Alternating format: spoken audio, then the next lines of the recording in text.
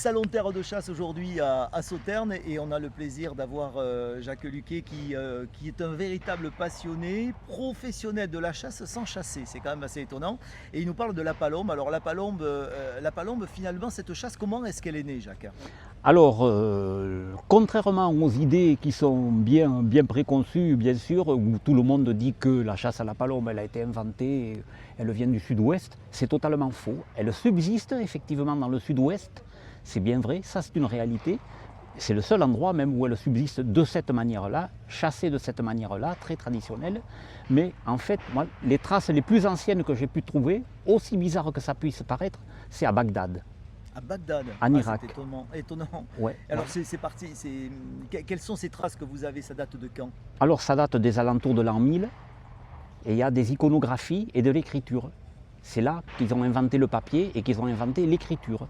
Avant, ça ne veut pas dire qu'avant il n'y avait pas d'écriture. L'écriture, c'était ou de la peinture sur du bois, ou c'était des argiles qui étaient sèches ou pas sèches, qui étaient sculptées et sur lesquelles ils inscrivaient des écritures perses, puisqu'à l'époque c'était la Perse, et c'était les seuls. Mais après, à partir du moment où ils ont inventé le papier, comme tout, ils avaient des moralistes, ils avaient des historiens, etc.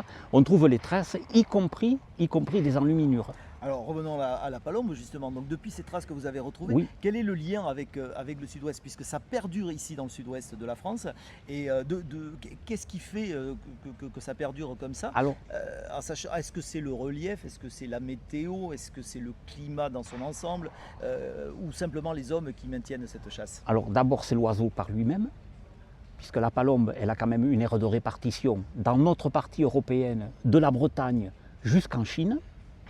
L'intégralité des pays qui sont traversés là ont des palombes, sans exception.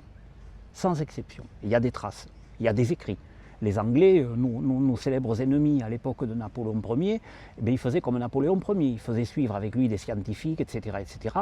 Les Anglais faisaient la même chose. Donc il y avait des ornithologues, etc. Et quand ils ont été en Inde, quand ils ont été au Pakistan, etc., ils décrivaient les oiseaux et les palombes, elles y étaient. Elles avaient exactement le même comportement que maintenant.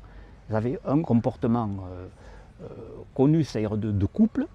Le couple ne durait que la durée du couple. Et elles se reproduisaient. Quand elles se reproduisaient, elles faisaient un nid merdique, en parlant poliment. Et puis, il y avait 2 œufs à l'intérieur. Et c'était tout. Et c'était déjà comme ça depuis Mathusalem. Et c'est toujours comme ça. Et c'est toujours comme ça et ça perdure. Donc finalement, tout ce qui est nos anciens nous ont fait découvrir, aujourd'hui c'est toujours d'actualité, ça ne change pas. Tout ce que les gens essayent de... Alors je mets les gens entre guillemets parce que on essaye toujours de trouver de nouvelles choses. Ou de s'approprier. Ou de s'approprier des choses et puis d'en inventer d'autres derrière. Ça, mais qui étaient déjà inventées, et qui ont déjà été écrites, qui ont déjà été décrites. Mais il faut chercher. Il faut passer énormément de temps à ça. Et en 2 mots, alors comment vous voyez l'avenir de la palombe ici justement dans le sud-ouest, la palombe ou la chasse à la palombe dans sa globalité? L'avenir de la palombe pour moi, elle ne disparaîtra pas. C'est pas possible. Un oiseau qui a une telle répartition dans l'espace, qui part de la Bretagne jusqu'au fin fond de la Chine, il est impossible qu'il puisse y avoir une épizootie ou quoi que ce soit qui puisse la faire disparaître dans son intégralité.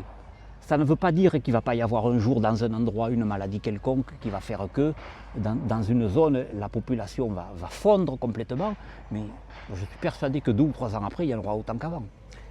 Parce que les espaces libres sont faits pour être repris.